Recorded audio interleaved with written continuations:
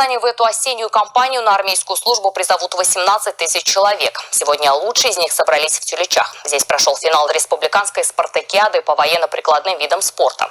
14 команд: стрельба, разборка и сборка автомата, вождение КАМАЗа. Готовы ли призывники Татарстана к военной службе, расскажет Ленар Гинатуллин.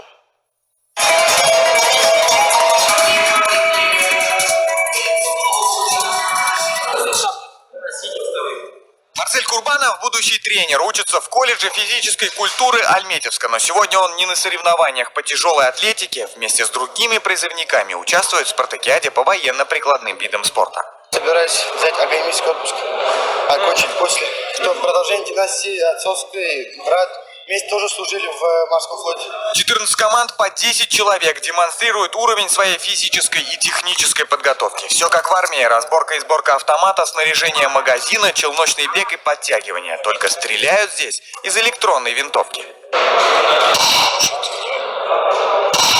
В состав команды обязательно должны входить 2 человека, которые имеют водительское удостоверение категории С. Для них отдельное задание – это практическое вождение на автомобиле КАМАЗ. Среди упражнений – вождение змейкой и парковка в гараж задним ходом.